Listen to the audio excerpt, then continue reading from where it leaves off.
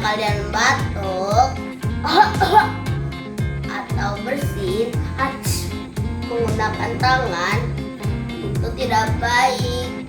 Sebaiknya menggunakan siku seperti atau jangan lupa ya teman-teman, lakukan cara yang benar.